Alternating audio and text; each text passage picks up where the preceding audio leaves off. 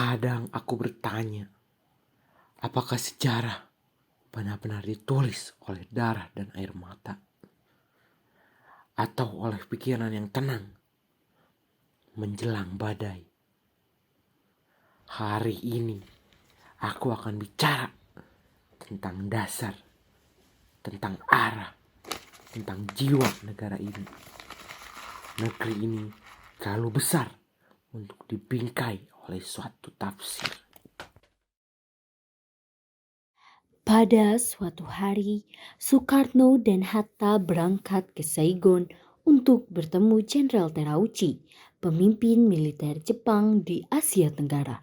Di sana, Terauchi menyampaikan bahwa Jepang memberikan izin kepada Indonesia untuk merdeka. Juga Soekarno dan Hatta diminta untuk memimpin proses pembentukan kemerdekaan tersebut. Sebaiknya Anda memikirkan bentuk negara. Saya menyarankan bentuk negara Anda adalah kerajaan. Dengan bentuk kerajaan akan lebih mudah bekerja sama dengan Nippon. Siapa yang akan jadi rajanya? Anda jadi rajanya. Hatta-san, Anda jadi Perdana Menteri.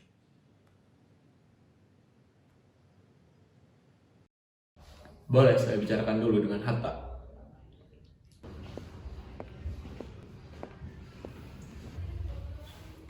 Aku tidak setuju dengan kerajaan. Ini akan mengingkari spirit nasionalisme yang telah kubangun sejak PNI dan Partindo. Ya betul, Bu. Pendapat saya, Indonesia cocok jadi negara federasi. Jadi tiap daerah memiliki otonomi untuk mengelola pemerintahannya masing-masing. Tidak, Bu. Aku tidak setuju. Tidak ada persatuan dan kesatuan dalam suatu bangsa. Bung, Indonesia, Bung, terdiri dari kepulauan. Seperti yang Bung tahu, terdiri dari berbagai budaya, bahasa, ada istiadat, agama. Geografis setiap pulau pun berbeda. Flores tidak sama dengan Aceh. Begitu pula Makassar, berbeda dengan Jawa. Jadi atas dasar apa kita menyatukan mereka dalam satu bangsa? Atas dasar kita menggunakan busana yang sama sebagai bangsa yang terjajah.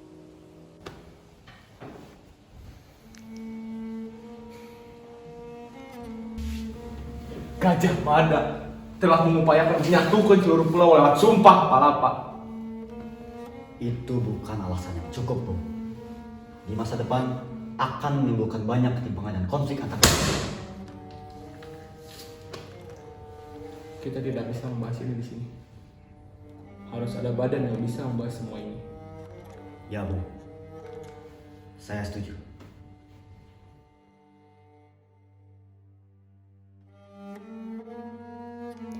Di tengah situasi pembentukan kemerdekaan tersebut, muncul pula suara dari kelompok nasionalis Islam. Mereka menyebutkan bahwa dasar negara Indonesia seharusnya berlandaskan syariat Islam.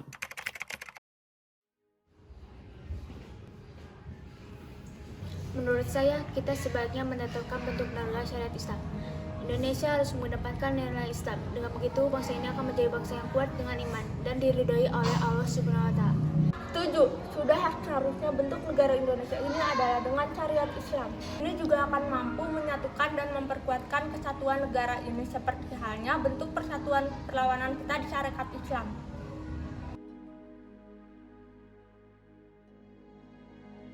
Setelah Soekarno kembali dari Saigon, sekelompok pemuda menghadang mereka, menolak kemerdekaan yang dianggap hasil kerjasama dengan Jepang.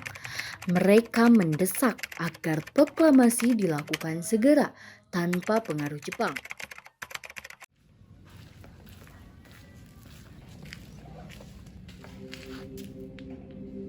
Nippon sudah kalah di Filipina, Bung. Betul, Bung. Lalu, Akhiri kerjasama dengan Nippon sebelum semuanya terpecah belah. saya sudah membentuk Badan Persiapan Kemerdekaan Indonesia. itu badan buatan Nippon, bukan murni dari rakyat. Sabarlah. Apa yang kalian lakukan ini akan merusak semua. Bung takut. Siapa yang lebih dahulu berjuang, dikirim ke penjara, dijauhkan, dibuang? Siapa? Sekarang kalian pulanglah dan percayakan kepada kami. Kemerdekaan akan kami dapatkan dengan selamat. Ingat, aku ingin kemerdekaan yang selamat, bukan pertumpahan darah. Terlambat, Bu. Supiyadi sudah melakukan sesuatu dengan peta di Blitar. Buat kami, dia pahlawan. Ya, betul, Bu. Ya, bagus. Ikuti jalan dia. Kita putuskan mencabut dukungan pada Bung Karno. Silahkan. Kita lihat siapa yang lebih dahulu memproklamirkan kemerdekaan Indonesia. Ayo.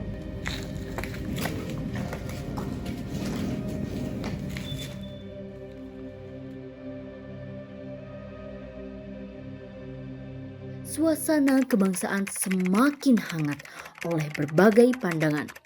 Tak lama kemudian, sidang BPUPKI kembali diselenggarakan untuk membahas bentuk negara Indonesia. Dalam sidang itu, semua perwakilan golongan berdiskusi dengan serius, mempertimbangkan apakah Indonesia akan berbentuk kerajaan, republik, atau sistem lain yang akan menjadi bentuk negara mereka. Mayoritas penduduk Indonesia adalah Muslim. Sudah semestinya dasar negara Indonesia adalah syariat Islam.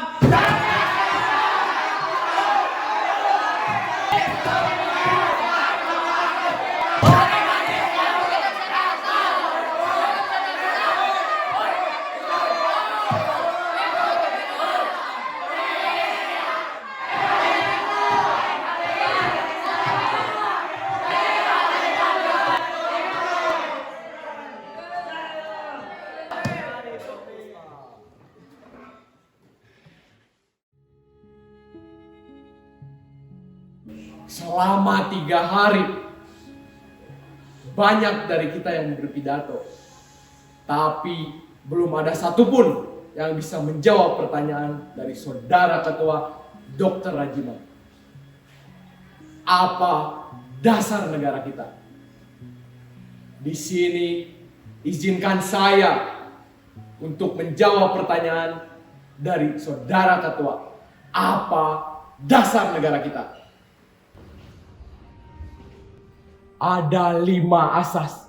1. Nasionalisme yang bisa menyatukan kita sebagai bangsa. Negeri ini terdiri dari pulau-pulau, suku-suku, budaya, dan bahasa. Hanya rasa kebangsaanlah yang bisa menyatukan itu semua.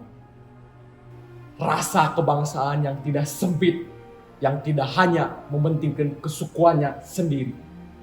Gandhi berkata, saya seorang nasionalis, tetapi nasionalisme saya adalah pri kemanusiaan. Jangan sampai kita menganut nasionalisme yang mengisolasi diri sendiri, tapi nasionalisme yang bisa menumbuhkan kita sebagai saudara. Itulah yang akan menjadi dasar butir kedua, yaitu pri kemanusiaan. Butir ketiga, mufakat, yang didasari permusyawaratan dan perwakilan. Tiap perselisihan yang ditimbulkan pergesekan suku, budaya maupun agama diselesaikan secara permusyawaratan. Butir keempat, agar kita bisa menghapus kemiskinan di tanah air kita ini.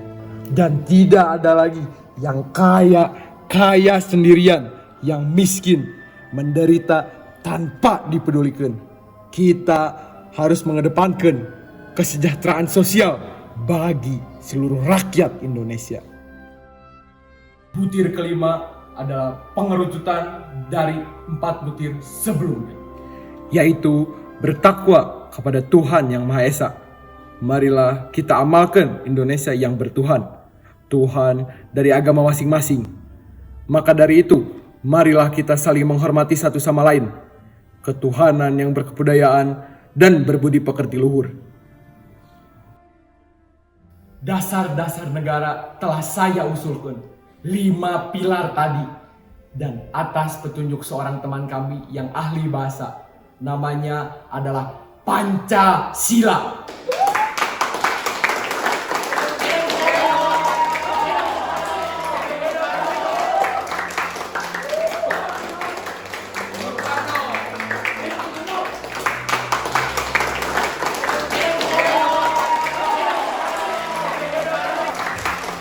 Pidatomu bagus sekali, hebat nih. Terima kasih.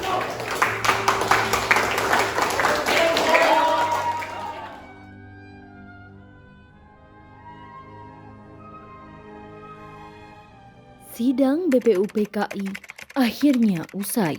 Satu persatu perwakilan tiap golongannya meninggalkan ruangan dengan senyum bahagia dan dada yang membusung bangga. Harapan akan kemerdekaan Indonesia semakin nyata terasa. Namun, di tengah riuh kebahagiaan itu, tampak pemuda Islam yang tak berkutik dengan hasil tersebut. Wajahnya muram, langkahnya berat, nampak kecewa bahwa hasil sidang belum sepenuhnya mencerminkan aspirasi umat Islam yang ia perjuangkan.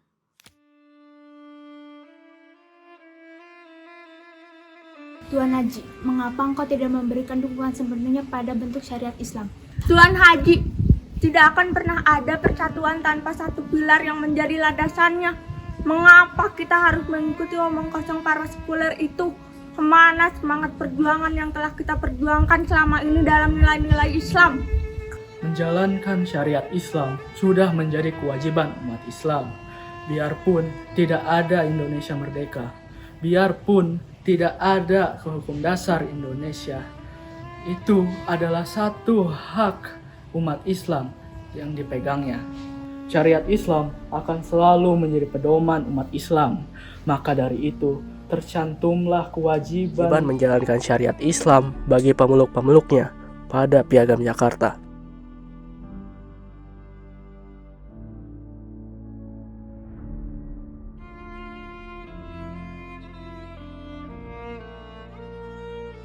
Agus Salim tiba di rumah dalam diam. Sorot matanya kosong, langkahnya lambat. Percakapan dengan dua pemuda Islam tadi terus terngiang di ruang sunyi itu. Ia termenung, bertanya dalam hati antara keyakinannya terhadap syariat Islam dan persatuannya untuk Indonesia. Ia kembali terjebak dalam perenungan yang dalam.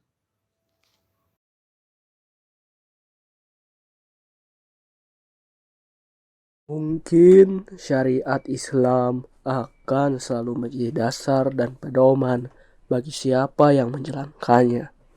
Walaupun sejatinya pernyataan pada Piagam Jakarta masih menimbulkan ambiguitas persepsi dari golongan adat maupun golongan beragama.